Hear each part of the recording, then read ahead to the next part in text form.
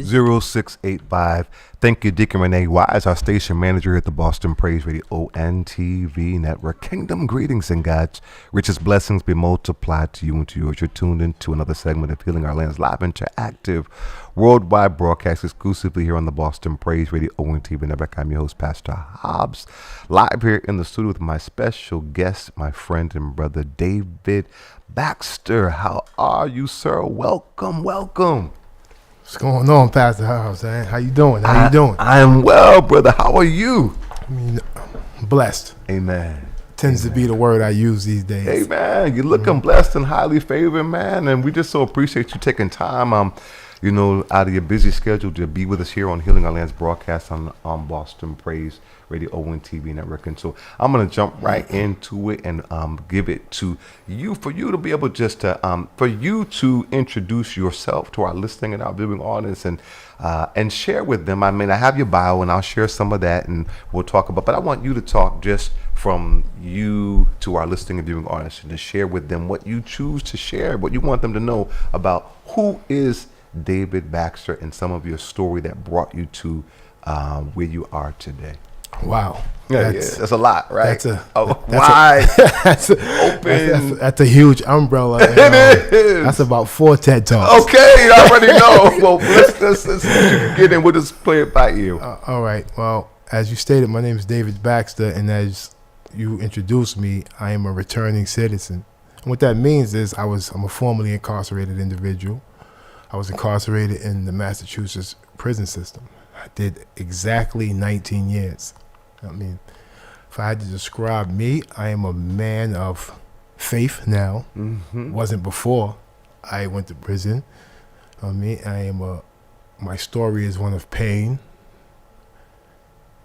trauma, betrayal, but it's also one of triumph and overcoming. Mm-hmm. Becoming a man who took his pain and turned it into purpose. Beautiful. So what led me here today is, sometimes what I've come to realize is sometimes when we're going through a hardship, we don't understand what the lesson is. That's right. So people often be like, David, wow, you went through all that, man. Oh my God, I can't believe it. I'd be like, I'm thankful for it. Yeah. They look at me like I'm crazy. Yeah. Because I understand different now than what I understood 15, 20, or even 12 years ago or 10 years ago, that I had to go through that to become the man that I am. Yes, sir. And sometimes God doesn't show you the outcome. Because if he did, most people wouldn't want what they asked for. It's real talk. We pray for these things, we do these things, but if God said, yes, I'm going to give this to you, but you're going to have to go through this. Yeah. The average person would be like, nah, never mind. Real talk. Right, nah. So we don't see it. So we got to, so I realized I didn't go through it. I grew through it. And I went through it. Mm-hmm. And I discovered my passion for organizing, community upliftment while I was incarcerated. Mm-hmm. And I began to organize while I was incarcerated. I began to build relationship with city and state leaders. Mm-hmm. And they began to come behind the wall. So this started long before I reached the free world. Mm-hmm. I was organizing restorative justice events, cultural events, me and Mac Hudson, and we would bring community members such as yourself, senators, state leaders, reps, city councilors, and just everyday community organizers and community people behind the wall to support these cultural events. Because I understood the power of a person understanding who they are, whether they be Italian, whether they be of the Latinx descendant, whether they be African American. A lot of us don't know who we are, and therefore we adapt a culture, whether it be a culture of gangsterism or anything else, thinking that is who our natural selves are. And it's really not. And you're talking to a person who adapted that culture 100% and was willing to give his life for it at one point, but who now dedicates his life to speaking out against that. So I'm curious, some of the backstory. How did you where were you born, like siblings? Yes. And like, how did you ultimately what was your journey to ultimately become incarcerated? Wow, all right. Came of age during the violent crack era. And I ain't talking about this the gentrified New York you see now. I'm talking 80s crack era, lawless New York, 2,000 murders a year in New York, like really bad. Like it was bad. And I grew up in the projects in Bedford-Stuyvesant in Brooklyn, 3 siblings. 2 brothers, 1 sister, and you know, and then I speak about it in my TED talk how in my neighborhood there were no father figures. Come on. I mean, Yeah. like I see me and my brothers and my friends, childhood friends, sit back and think. We think about. We be like, we can only name like 2 people who actually. This is a whole project. I'm like, who had their father? Nobody had their father. Wow. It was bad. So did you? Was your father? You didn't know him. He wasn't in your life. My father. I have memories of my father at a very young age. I'm talking about single digits. He left a long time ago. He was fighting his own demons. I understand that now. Like, we have a relationship now because I understand the power of forgiveness.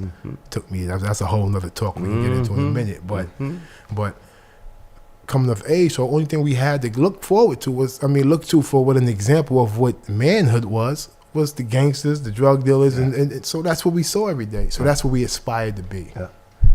And I gravitated more towards the hustlers and the gangsters because I believe those are 2 different things. You can have a mixture in one, but, you know, and I manifested what I ultimately wanted to become, which was the biggest drug dealer that my neighborhood ever saw. And that's exactly what I became. And that's why the title of my TED Talk is From Kingpin to Community Leader, because I ultimately grew to become that, just that.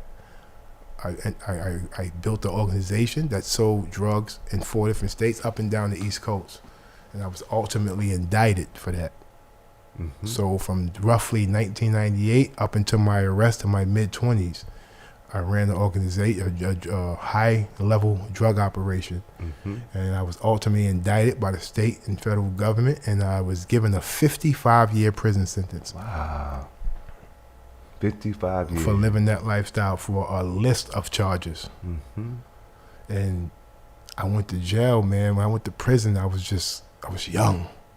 And I was bitter, Hobbs. I was mad. I couldn't believe they gave a young man like I believe people should pay for whatever they do. But we're talking about a young man who was in school, who had no record. You don't give a young 25-year-old man the rest of his life in prison for that. And I'm not justifying no crimes. I'm just saying you just don't do that. So when I went to prison, I was acting up, of course. I found love and I found what I thought was safety in gang life. And then I not only adapted gang life, I took over the gang culture while I was in prison. So that was a whole nother chapter of my life. Just a bunch of trauma in there. You know what I mean? And I understood the art of communication and an art of people. And that has served me well throughout my life. It's just that I've used it in the past for negative reasons. Sure. That's why I would like to believe I'm great at what I do now. Yeah. It took someone like Mac Hudson to grab me and be like, listen, brother, you have this gift of leadership. You have all these people who follow you. You can use that to uplift your community. You can use that for the greater good of our society. So you met him in prison? Yes. And he taught you that in prison? In prison. Wow. He was the only one. Father figure, kind of big brother who kind of helps you recognize your skill, your gifts, but how to use them in a positive way. And he was and still is my big bro. Talk to him today. He just celebrated a birthday. Happy birthday, Mac. Happy birthday, and yes, he was an intricate plot, him and Minister Randy, into my development. Randy Muhammad. Yes, and to understanding my role as a black man in America. See, here's the thing, Pastor Hobbs. Once you become educated, and I'm not talking about institutional educated, like a Harvard, like a Northeastern University. I'm talking about a different education. Yes. I'm talking about what I had the privilege to sit face to face with Randy? No, Max? Professor from Harvard. I know you think about. I got his name right. He ever see me? He gonna be like, damn, brother. Cornell West. And he's talked about the process of deniggerizing, and what he meant by that is shaking a mentality. And that's what Mac and them was talking about. Just a different way. So I had to undergo a different education that I did not know. to understand the systems of America was designed to trap young black men like myself. Yes. And I tell people, once that veil of ignorance is lifted, it's hard to pull it back down and still continue to do ignorant. Yeah. Because your conscience start to mess with you now. Yeah. The God in you start talking like, you know better, brother. Yes. What are you doing? Yes. So once I underwent that deep education, I developed a mindset that ultimately rejected criminality. And I could never harm another brother that looked like me. I don't care what he rep, what block he from. I started to see the stupidity in this and how it was systematically designed for us. And it was like what I call an aha moment or a light bulb moment. So I had to step away. I had to make a decision. So ultimately, I found the courage, the strength, because it's not easy. It's not easy. Peer pressure is real. Not only in your teens, in your 20s and 30s, depending on who you are, it is real. People worry about what other people think. And that can be a very, very bad thing. So ultimately, I developed the strength and the mindset to step up and step out of that life. And how did you do that practically? So I know you had people, you had support, obviously, like your mentor. Well, yes, I have my support, but at the end of the day, you got to understand, at the end of the day, this coach I'm talking about, I'm at the apex of it. So nobody really can. But at the same time, you feel responsible. Okay, the responsibility. Because what do you tell a brother who says, "How you leaving?" and you brought me into it, and you like, "Oh wow," and you try to explain to them, but they don't hear it because they can't see through the life through your lens. They didn't undergo the education you went through. They didn't undergo the process of self-development. So I started to work on myself. That's what it was. And restorative justice was another huge part in me understanding myself, understanding my emotions, cognitive behavioral theory. I had a wonderful teacher in there named Katie. She was a clinician who started helping me understand my emotions, the difference between a secondary emotion and primary emotion, which is the underpinnings of CBT. And that was like, whoa. CBT, cognitive behavioral theory. Okay. That is everything with the brain. It helps you is really to develop, the understanding of emotions. For one thing, and that helped me tremendously. That's not Derek Washington. Yes, sir. You want to go on the air?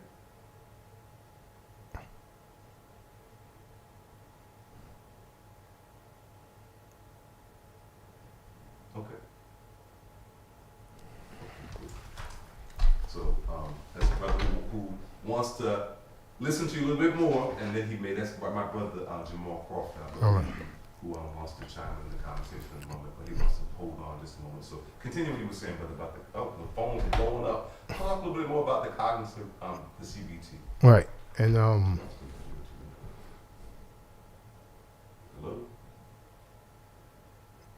Hello. we're waiting for Derek Washington to call. Yes. Oh, just a moment. Put your live on the air. That's him. And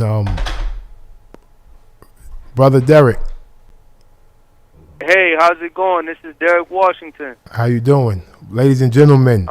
So we're gonna get back to what we was talking about. The brother on the phone is my brother, none other than Derek Washington. He's currently incarcerated. He's calling in to speak about the No Longer 3/5 coalition that we co-founded, and he's gonna speak to the work we've been doing and what we are doing. And I will follow up and finish once he's off the air. So Derek, why don't you take it from here, introduce yourself, who you are, what you into, and and give the audiences, which is a wide variety of audience, explain what it is we're doing in the wall and behind the wall and out here. Yeah, it's a pleasure. It's an honor to be on this platform right now. My name is Derek Washington. I've been incarcerated for 18 and a half years, and we're just looking for representation in the best way we can.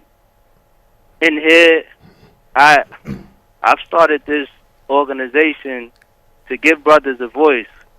If you all don't know, prisons are typically graveyards of exclusion.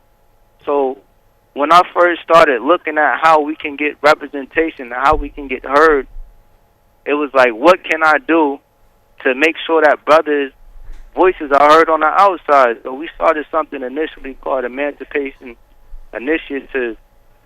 I got the name Emancipation Initiative because I was reading this Malcolm X quote one time, and in fact, it was Marcus Garvey. He said, "Intelligence rules the world while ignorance carries the burden." And I was just looking at my situation, and it was like, why am I here? Why do these people have so much power over me? Why can't we be heard? So I started looking at the Constitution, and then I started going through the different amendments, and then I got to the 13th Amendment. And the 13th Amendment read, abolish slavery or involuntary servitude, except for forced labor as punishment for a crime. So at the time, I don't know how many other people knew this, but I'm not used to reading except like EXCEPT. I'm used to thinking about it as ACCEPT.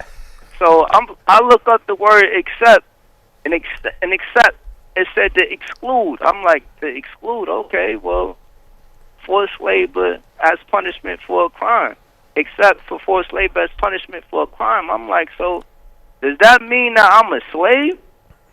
I'm like, nah, I can't be a slave.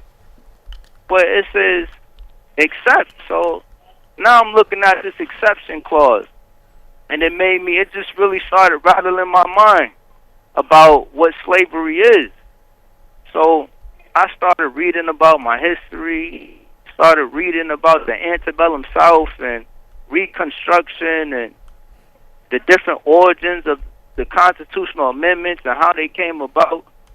So when I looked at how we went from slavery to mass incarceration, and we never got 40 acres or a mule. So I'm like, we never got any emancipation proclamation or any type of goods from our past hardship. So I said, we need to start an initiative. So let's call this Emancipation Initiative. Emancipation Initiative is individual actors, individuals, groups, or organizations just taking an initiative to address whatever inequities they see in their community, see within their schools, within their workplaces, within society in general. But we have to start our initiative inside these graveyards of exclusion where we don't have a voice. And there's plenty of inequities. There's plenty of harm. There's plenty of humanity in here that's not seen or recognized as being human. So how can we reach out? And I'm like, we're not in the age of mass rebellion and overthrow this. It's like, no, we have to stay in bounds of our rule of law. So then I started looking at voting rights. Start looking at what voting is. I've been incarcerated since 19, 20 years old, so I've never had a chance to pick the people who make the laws that govern the society or the institutions that keep me in a cage every night. So that means I live in a society that doesn't reflect my imagination.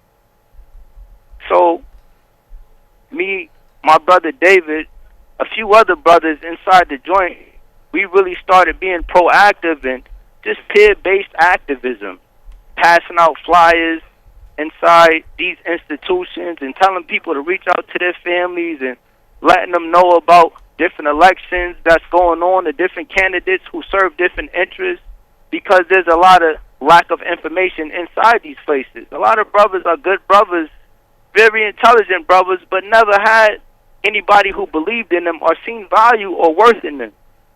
So it's incumbent upon us to show them, like, listen, we desire for you as we desire for ourselves, and you're beautiful. And David, how'd you feel when you started first realizing your worth and your beauty and having somebody believe in you when society has done everything polar opposite to that? How did that make you feel when brothers first approached you and you just started learning about different things from your society? I just want to ask you that question before I move forward, because I think that's important, because people have to realize their self-worth before they can move forward to contribute to people outside of themselves. Well, brother, it's funny you brought that up, because me and Pastor Hobbs was just talking about He's going through my personal journey, and I was telling him that exact same thing. I had to undergo a different education for me to change.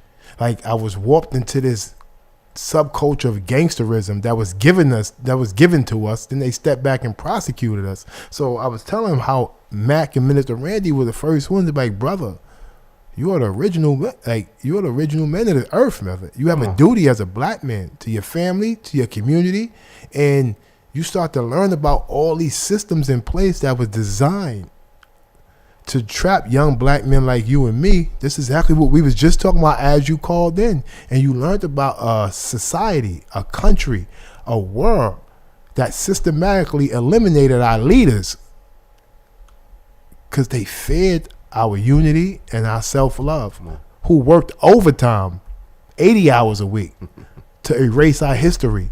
You have to ask yourself why. Why is that so important? Because they understood the power of knowing who you are and your ancestry and where you come from. And you're 100%, brother. And I told him, I'll give the floor back to you. Like, once the veil of ignorance is lifted, it's impossible to put it back down. I can no longer harm on your brother that look like me. Whether he's from another block, or red, blue, green, that's not the life I live. And I took that same organizational skill, that same influence, and I dedicated my life to serving others. And that's what I've been doing ever since. And that's the beauty about that. It's like when I told you, when I read that Marcus Garvey quote that said, intelligence rules the world while ignorance carries the burden. It was, I didn't really, as I told you, I couldn't really differentiate the two different versions of accept, ACCEPT or EXCEPT. When I had looked up the word ignorance, I thought it just meant dumb and stupid. That's what I thought it meant. So I had my American Heritage Dictionary, and I looked up the word ignorance, and it said having a lack of knowledge or education. Exactly. So I said, intelligence rules the world while ignorance carries the burden. So I'm just looking at my lifestyle and just some of the things that I held to be true in my life, just the principles, the cultural awareness, and the lack of cultural awareness, but the habits of a particular culture that I was immersed in, and just is like, damn, I'm suffering from from a level of ignorance that I gotta rise above. And it's like, once you realize everything that you thought to be true and to be real was based on a lie, you have to you have to renew your entire history. That's right. You have to relearn yourself. That's why they say giving birth. You gave birth to a new you. You were born. You may have been born at 28 years old or 35 years old or 45 years old. But once you give birth to a new you, born again, then everything around you begins to blossom. That is true. And that's how it was for me. So we started our No Longer 3/5 coalition, and that was about giving birth to a new sense of humanity behind the walls, where it's like, nah, it's not whips and chains anymore. But we're not property of the state. We're no longer 3/5. We need to be able to participate in the political process and pick the people who make the laws that govern these institutions, because the people in these institutions deserve to be heard. They deserve to have their voice listened to. They deserve for the policies to reflect the humanity that's within these places. Because once we're able to do that, then you know what's going to happen? Representatives and elected officials are going to start coming into these places. Why? Because they want your vote. You now become a stakeholder. They're now looking at the water you drink, the food you eat, the uniform Caucasian officers who govern over a population of black and brown people on a day-to-day basis. They're looking at all of that. And little by little, we're going to be able to shift not only the representation of cities and towns, but the political anatomy of the entire state. But first we have to recognize that, no, we're no longer 3/5. 3/5 has a historical context for those who don't know. Right. But 3/5 were what enslaved people were called prior to the 13th Amendment, 1865. Everybody has a misconception that enslaved people were freed after Emancipation Proclamation in 1863, but that only had freed the enslaved people. And I say enslaved people, a lot of people say slaves, but I say enslaved people because to say slaves is to take the humanity out of the person, just like how people say inmates. Like, no, we're not inmates. We're human beings. We're incarcerated people. So I say enslaved people. right. Just for a language, just for a language check, and people are aware. So they don't say, oh, why does he keep saying incarcerated people, enslaved people? So, But Derek, so what is the goal of emancipation for time's sake? What is the goal? What are we setting out to do in society currently? Because we're about to run out. What are you asking of the how many people in this radio? We can't even quantify it, but it's a lot. What is no longer 3/5 asking as the founder? What are we asking? What are we doing tomorrow? What are we gearing up? What is the purpose? So we're striving to onboard all interested persons to participate in this statewide movement to amend the state's constitution to allow incarcerated people to vote. Yes. Universal incarcerated suffrage, allowing us to be able to also pick the people who govern our neighborhoods and our communities that we're going to be returning to, because that's what the society we live in, a representative form of society in which we have no representation. Right.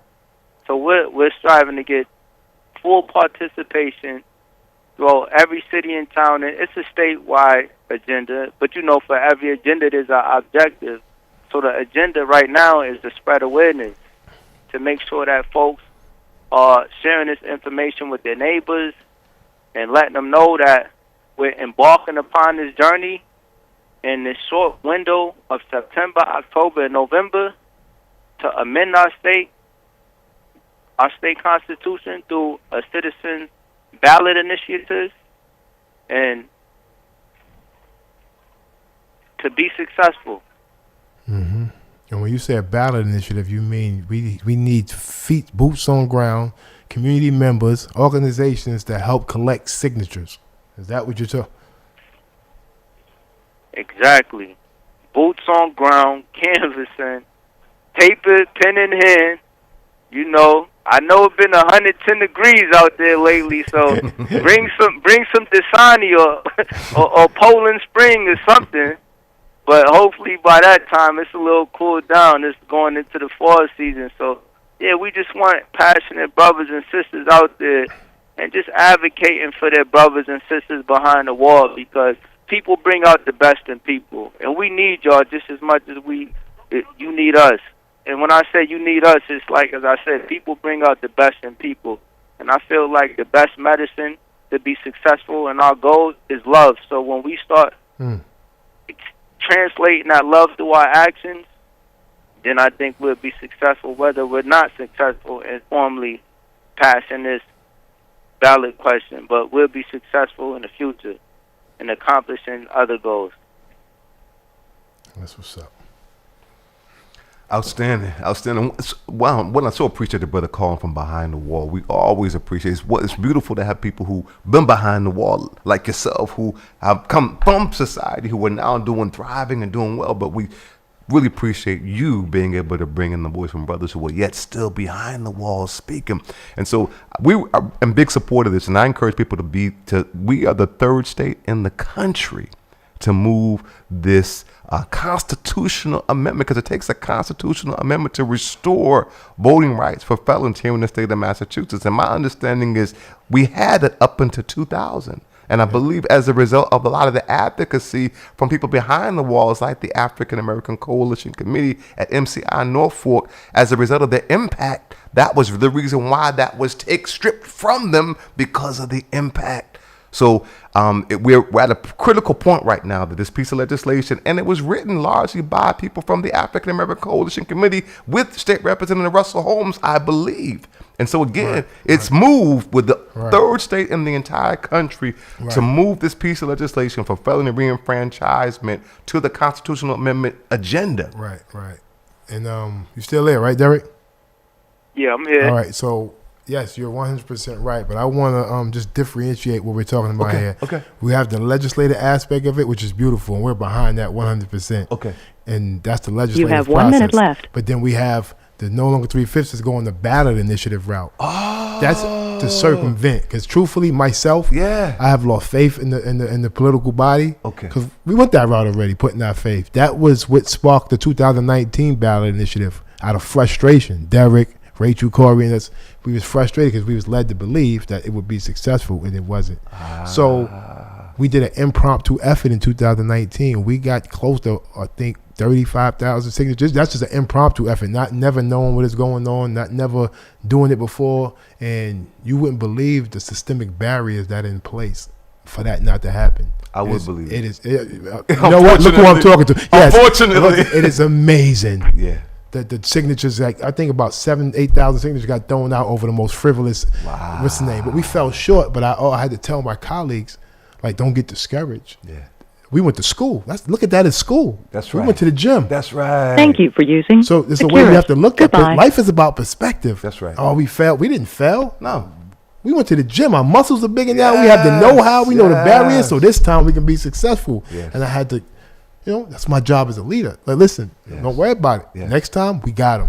Next time I'll be home because I was back in the world. And next time more people will be home and we'll be able to gear up and do this time. So what we're doing is, what my brother Derek was asking you and your viewers is, we're organizing. Okay. The No Longer 3/5 is like an umbrella. Coalition is a group of organizations and individual activists and individual people throughout the state from east to west and north to south who have collectively came together under that name to work on the statewide ballot initiative. I think this year we have to do 76,000 signatures, and you can only get 25% from each county. So I'm going to unpack it a little bit. So we need boots on ground to collect those signatures. So we're recruiting religious-based, faith, Jewish, Christian, whatever the case may be, the brother on the corner to your sister's brothers. We need boots on ground because you have a small window to do this, and it's not an easy task. Wow. Well, I appreciate you making the distinction because I did not understand the distinction, and I think that it's good that it's a multi-pronged approach. yes. Right? So let's go both angles, right? But you are right. When you're in the legislature and you hear something goes to the committee, that's just a fancy way of saying your bill's going to die. So that's what happened last time. So for the first time, it did come out of committee today, which is a huge accomplishment to the hard work of those in the legislature and the advocates of people like us who was pushing and working with them. So that's the third state to do that, like you said, do that. Yeah. So now we have great individuals working on. Boston Patriot TV Network. We have great individuals working with the legislators to see what the next steps are for that happen. Is this Derek Washington? Yes, hold on. I think he's back. So we're working with that. So we are trying to. I'm back, brothers. All right. So we are trying to circumvent going to the legislature because I believe once you get the signatures, you only need 25% of the legislature instead of the full body. Because it's not easy. Not every legislator on that Beacon Hill wants that. That's right. For our reason. So now when we're talking about 3/5, the 3/5 clause regulated black people down to the status of cattle and pigs. Yes. So what the slave states would do is take the total population. Say if it was 30,000 slaves in, say, Tennessee, for example. They would count 3/5 of that 30,000 towards the voting, towards the population. So what that did was give slaveholding states more power, more legislative seats in the Senate and Congress, and I mean more electoral votes. I mean, but they denied the slaves to participate in the political process that affected them, that directly affected their lives on an everyday basis. But they counted their bodies. Now, doesn't that sound awfully familiar? In 2000, here we are in 2023. The prison population is counted. Yeah. In the census. Because for each seat there has to be a certain amount of people in each district. So they count the body, deny them participation in the political process. What's the difference? Enslaved, like my brother said. Yeah. So if you support that, then you're supporting the remnants of slavery, I say. That is my argument. If you sit in that legislative building and you say incarcerated people shouldn't Vote. have the process, shouldn't have the right to vote. You're saying I believe in the 3/5 clause of the 1800s and the 1700s and Exactly. whatever. In my opinion, Yes, I agree. no, my opinion, you're saying that because those draconian policies are all the same. That's what they did during slavery. That's what they're doing now. We have to wake up, Massachusetts. We have to do better. D, you got anything to say in closing? Yeah, I think it's really important that people really just realize the scope to what voting is.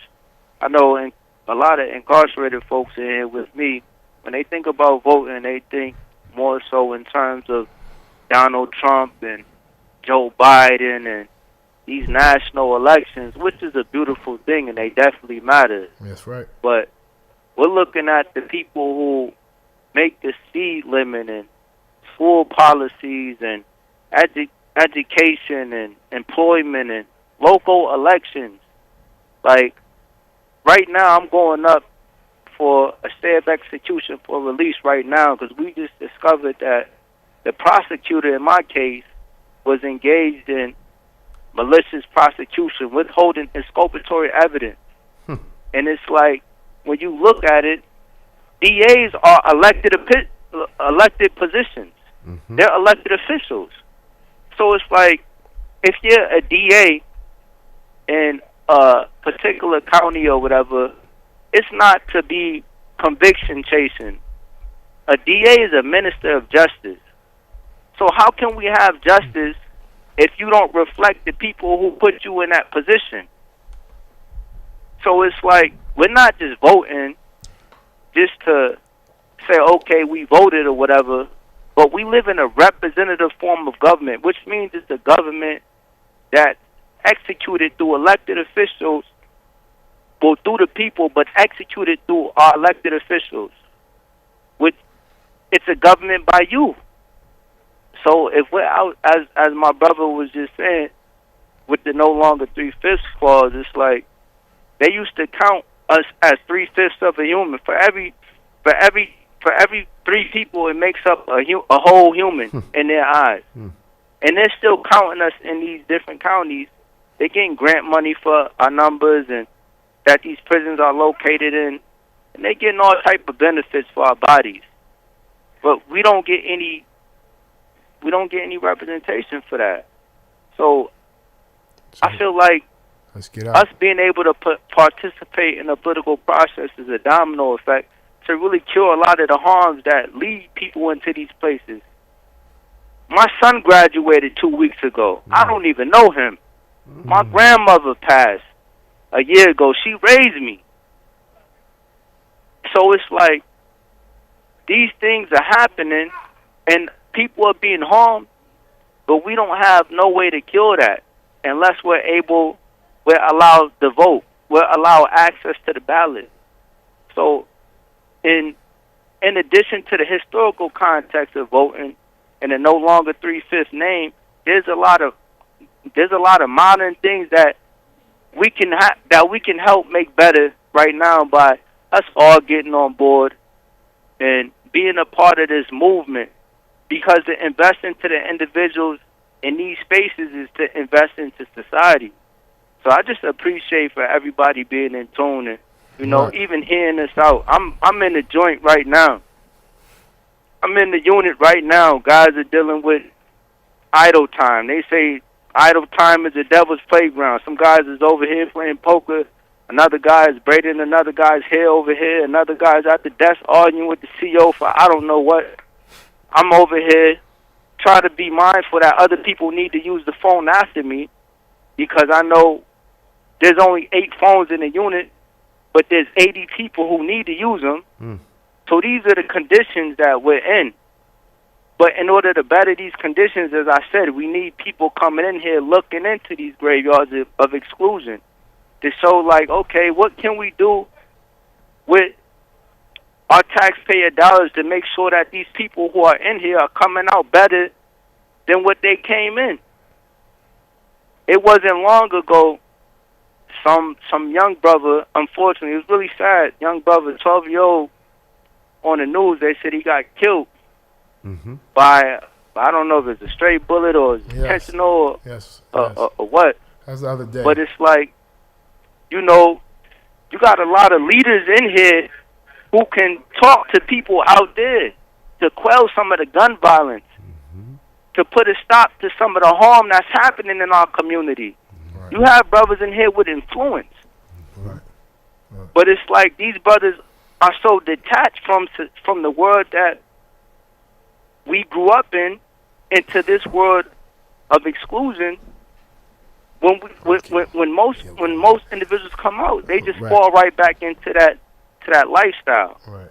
So we need to create these bridges between the criminal punishment system and the community.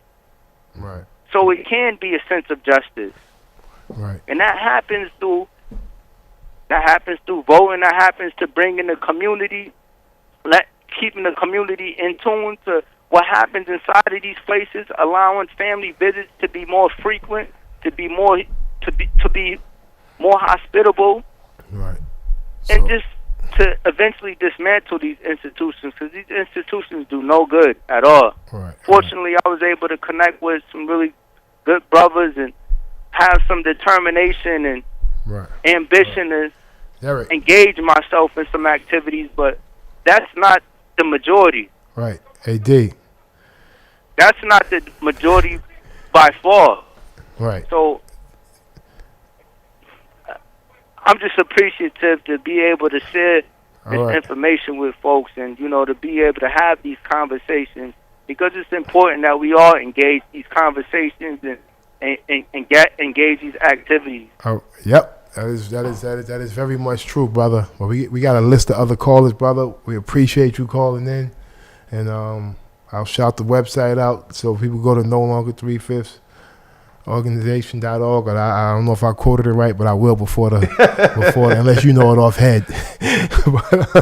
but I'll go on my phone and get it off. But we got more callers, brother. I appreciate you sharing this time. It's an honor. I appreciate y'all. Y'all continue doing what y'all doing. It was a beautiful thing, and let's do this again. Once again, Derek Washington, brother, a humble servant of the people. Thank you, brother. Peace. Wow. No, Jamal is on the phone, and brother Jamal Crawford. This is a community brother who's big supporter. So I don't know if you wanted to weigh in, brother Jamal. Anything that you wanted to add to the conversation? Well, peace. At this point, just tuning in. I just want to give my contact information offline to the brothers and whatnot. And if I could be of service, one thing I'm gonna say is that beautiful thing is that when folks come into knowledge, folks mention, Malcolm, folks mention, Marcus Garvey. That to me is a testament, much like you in the church life, right? People's lives are changed when they encounter Jesus, right? Yes. In my world, people's lives are changed when they encounter black consciousness, right? Mm-hmm. So I want to bolster that and say to both of these brothers, both inside and the brother that's there with you tonight, there's a slew of some more information, and I want to see what you already know, and hopefully we can get some more stuff and we can learn more together. And I'd like to plug you into some people that I know, both inside and outside, who could be helpful on all of these missions. Right. Yes, brother, we can always do that, man. I'm a humble servant, man. Education is key, man. And I try to keep my mental sharp with not only self-knowledge and black consciousness, but also institutional education. You know what I mean? So I have degrees. I have that aspect of it. But I think when you have a knowledge of self, it helps you put institutional education in perspective. Because I was in college before I went to prison. I went to NYU, and I was a DeVry University also a student when I was arrested. But I didn't appreciate it. But by the time I came into Emerson's College, I'm a graduate of Emerson College's EPI program. That's Emerson's Prison Initiative. It was founded by Manisha Gilman. And that woman gave me a second chance at receiving my degree. You know what I mean? I can't tell you how much of a blessing she has been to me and so many other brothers who received that degree from education. And to have a chance to do it, without going into student debt, because I believe restorative justice and education is the key to fighting recidivism, because it's been proven statistically, number-wise, by empirical evidence that those who leave with even some form of higher education do not recidivate. Absolutely. And those who leave with degrees definitely don't. And that's from Bard Initiative, Emerson, Tufts, whatever college program it is. And you see a slew of college programs coming up throughout the nation. More and more is being acceptable. You hear about them more and more. That's a beautiful thing. Because if instead of spending $70,000 a year to incarcerate me, how about you sentence me to Yale? Or sentence me to NYU, sentence me to Tufts or Emerson College. Do 4 years there. We'll spend that $100,000 a year there. I guarantee you that brother won't commit another crime, or if he was, he'll be in a better position. Because most of us who are in these streets, as you see, most of us don't want to be out there. Right. Most of us can't see past the day. I work every day in the ghettos, the so-called ghettos and hoods of Boston, in my job at Roca. We deal with the highest risk city youth. The so-called youth that nobody, other organizations want to deal with. We deal with them. These are kids. Confused, frightened, and just want to be loved. Yeah. I take them out of Boston, the kids come right out of them. Nobody should be hardened at that age. I know, I lived it. And this is why I do what I do. So I believe in education, institutional education. 100%. I'm a product of it, so I can't. But I'm also a product of what this brother on the phone right now is talking about. I mean, understanding. You have to understand your open enemy. And America has been our enemy, unfortunately, for years. In some instances, still is. You know what I mean?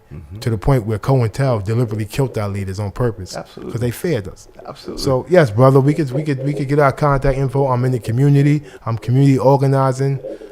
I work with state and city leaders on a regular basis. I mean, the city and state recently gave me an award for the work I do in Boston as well as throughout the state. It was a surprise. It was very much appreciated. I don't do it for the accolades, but it also feels good to be recognized for the work you do. And I continue to do it. I wake up every day invigorated. I don't have a bad day, Hobbs.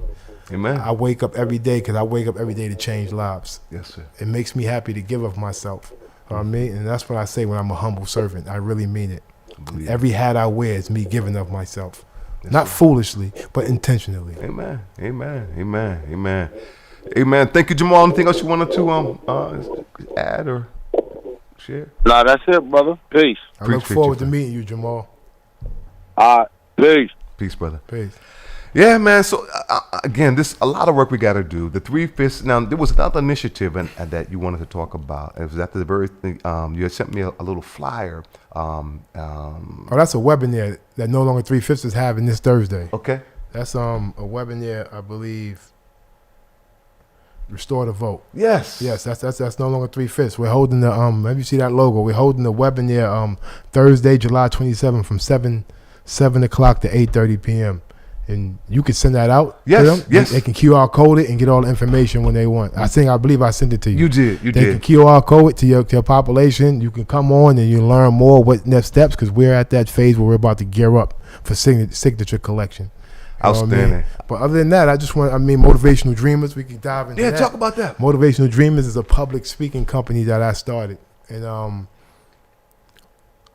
like I told you earlier, I always knew I had the gift of communication. And part of that communication is the gift of articulation. Yes. And when you're in them positions, whether it's corporate America or in the street, you have to be able to communicate. Definitely in the street, because the consequences is more than just your bottom line. You know what I mean? So I've learned and I've honed. I have a gift of leadership, and I always took an interest. So I used to read a lot of books on leadership, studying old leaders fall, dictatorships. What went wrong? What did they do right? Why did they fall? I always had an interest in that. And all my life, I've been in leadership positions. Whether it's amongst my crew growing up, whether when I got locked up in New York, I went to a military-style program. I ended up being the guide, the platoon leader. Then I ended up being, not the platoon leader. I ultimately became the platoon leader. But they got ranks, 4 ranks. I became a rank leader, and I became a platoon leader. Even in Boy Scout, I was a leader. I was only there for like 2 months, a month or something like that. And then amongst my crew, all my life I've been, and I didn't ask for that. Yeah, so God made you. It was maybe that's the way God made. Maybe I look at that now. Yeah. Maybe that's the way God made me. But my definition and understanding of leadership has changed. Yes. I understand now to lead means really to serve. Absolutely. I didn't understand that 10 Absolutely. 10 years ago, you asked me how to lead mean do what I say. Or Right. else. I mean, Right. You know what I mean? So that's not leadership. That is a form of leadership, but it's a very short-lived one. Absolutely. I can tell you that. I can Absolutely. tell you many historical examples of do what I say or else. Or and, else. it never lasts. Never It's called lasts. dictatorship. Yeah. And look at all of them. What happened to them? Their own people crucified them eventually. Absolutely. So, I started Motivational Dreamers because my dream is to be on the biggest stages and touch the hearts of millions of people. Absolutely. And that's what I want to do. Mm-hmm. So when I came home, I started speaking. I've spoken some large state, Harvard, MIT, Tufts University, Emerson, Brandeis, and so many other universities I've talked to and organizations. And once I started seeing it take it off, I said, wow, I really want to take this show on the road. Mm-hmm. So I formed Motivational Dreamers, LLC, and it's a public speaking. It's going to be a public speaking in the consulting company. Mm-hmm. So I have WCD. Shout out to Willeen Dunn in Texas, who's going to represent me. I've made my mind up. They're going to represent me. They represent some great talents throughout the nation. They're going to be my booking agency. I'm in talks with this PR company to do my press and do my media tours and all that. And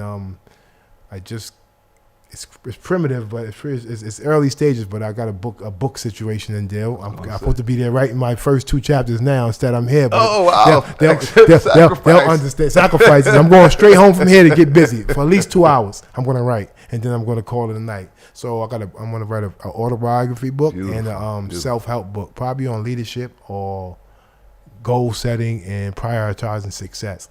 And I'm going to take that on the road with me. So I'm gearing up for a nationwide launch as we speak of my company and me and my brand, Motivational Dreamers. And I want to build a platform that can help others, whether you're formerly incarcerated or not. If you're a speaker, a talented speaker, because I'm going to brand the hell out my brand. And I want it to the point where organizations nationwide, they don't have to look for a speaker. They know we could just call them Motivational Dreamers. They'll provide us what we want. So I have my vision for my company is to have a bunch of speakers under my umbrella. So you may be a tech guy, expert on tech. You may be an expert on criminal justice. You may be an expert on reentry. You may be an expert on love or mindful meditation or positive thinking. And on a contractual basis, because you don't have to do nothing, we manage you basically. So if I send you if I say, Hobbs, I need you to go do this Christian thing, they're going to give me $20,000 for you to speak. I get 30. Motivation Dreamers get 30% of it. It's a win-win for you because you get you don't do there's nothing but you who you are, and I'm just flying you out. You get to go vacation in Cali, you do this Christian convention, and you get paid. You come back. So that's what I'm going to do. I'm going to invest in branding, and I'm going to get a bunch of that's my vision for Motivational Dreamers and do consulting. And I have a little merchandise I plan to give to the kids. I'm designing myself, and that's my dream. And I want to monetize my dream because I want to give back. I want to be in a position to give back. It's beautiful. I want to be a spiritual leader. That's beautiful. A spiritual leader and a spiritual entrepreneur, as we call it. So with literally 3 minutes, we got this is just the beginning, but you already know this, right? Definitely. So, but with 3 minutes left, for those who might want to support you that vision that you have, to be in any way, shape, or form, what's the best way for someone to be able to contact you and or the work that you're doing? Right. Right. I have all my websites currently being built as we speak. Hopefully, they'll be up in a couple weeks. But if you want me, my email is davidbaxter921@gmail.com. That's David, David, Baxter, Baxter, 921@gmail.com. I check my email several times a day. And if you want to get in community work, you call me. If you want to book me for speaking gigs, you call me. And I speak anywhere from leadership strategies to goal setting and positive thinking to just motivational speaking. I did a TED Talk. That was one of my highlights of my life. I've been a fan of TED for well over 12 years. To grace the world's biggest stage was monumental for me and a blessing from him above. It can't be a blessing for nobody else. So, I'm a little deep in my faith at this phase in my life, man. I don't really try to name something. I don't know what it is, but I know there's a higher power guiding me. I would be selfish to say this gift and talent that I have is my own. No, I don't think so. So I'm not that arrogant. I'm not that arrogant. So you can call me. Hit me, email me. I respond, and we can link up. If you need me to support something you're doing, come speak somewhere. We can work that out. And I'm just, like I said, I'm here to humbly serve it. Whether it be youth, colleges, organizations, I'm here to come through and give my gift to that space. And if you want to give your time and talent to a noble cause like No Longer 3/5, you can also email me at that. I will set it up, get you on board you, and you can hop right in. You don't have to be a seasoned organizer. No, it's simple arithmetic. 1 + 1 = 2. We need boots on ground. Young, old, Jewish, Christian, Muslim, whatever you are, we need you, because those brothers behind the wall, I am a reflection of them, and they are a reflection of me. They need to have the ability to vote. I can't stress how important that is. The vote is the emblem of our democracy. Absolutely. And it's always been about power and who yields it. That's why they tried to take it so much. Just for the record, women couldn't vote until the 1900s.